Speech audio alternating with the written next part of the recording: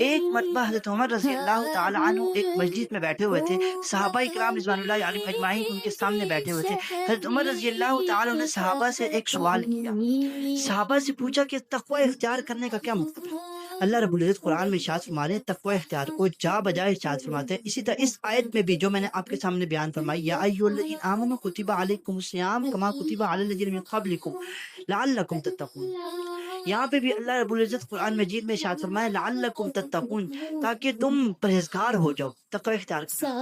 تو حضرت عمر رضی اللہ تعالیٰ نے یہ جب سوال کیا، اس وقت صحابہ کرام رضوان اللہ علیہم اجمعین سامنے بیٹھے ہوئے تھے، حضور صلی اللہ علیہ وسلم کی زندگی ان کے سامنے تھی، صحابہ کرام رضوان اللہ علیہم اجمعین کے، اور اس وقت تمام صحابہ میں سے میں نے آپ سے کہا تھا کون سے صحابی نے ہاتھ کھڑا کیا؟ سب سے پہلے ابی بن کعب رضی اللہ تعالیٰ نے ہاتھ کھڑا کیا۔ اس وقت حضرت ابی بن کعب رضی اللہ تعالیٰ نے اس کے بارے میں بات کی۔ حضرت ابی بن کعب رضی اللہ تعالیٰ نے پوچھا کہ اے امیر المؤمنین، اب آپ مجھے ایک سوال کا جواب دیں تو پھر میں آپ کو اس بات کا جواب دیتا ہوں۔ تو حضرت عمر رضی اللہ تعالیٰ نے پوچھا وہ کون سی بات ہے؟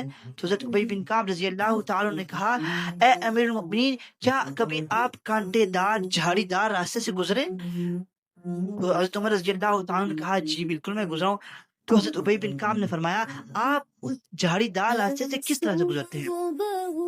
تو حضرت عمر رضی اللہ تعالیٰ نے ارشاد فرمایا شممت ثیابی، میں اپنے کپڑوں کو سمیٹ لیتا ہوں، جب میں وہاں سے گزرتا ہوں تو اپنے کپڑوں کو سمیٹ لیتا ہوں۔ تو پھر حضرت ابی بن کعب نے پوچھا کہ آپ کپڑوں کو کیوں سمیٹ لیتے ہیں؟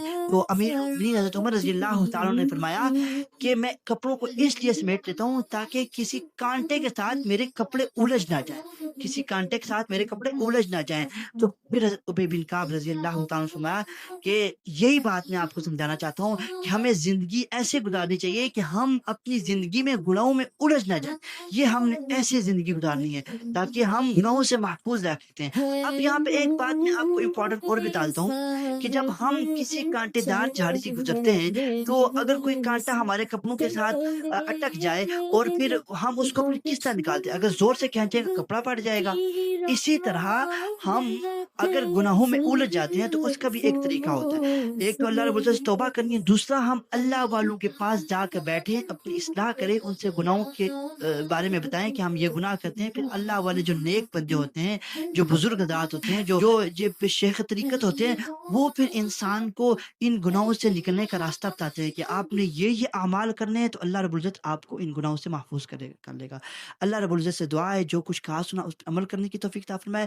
رمضان المبارک کی جو چند لمحات رہ گئے ہیں، چند دن رہ گئے، ہمیں ان قدردانی کرنے کی توفیق عطا فرمائے اور ہمیں وقت کو قیمتی بنانے کی توفیق عطا فرمائے۔ آخر میں آپ سے ریکویسٹ کرتا ہوں اگر آپ کو میری ویڈیو اچھی لگ رہی ہے، میرا بیان اچھا لگ رہا ہے تو میری ویڈیو کو لائک بھی کر دے اور میرے چینل کو سبسکرائب بھی کر دے۔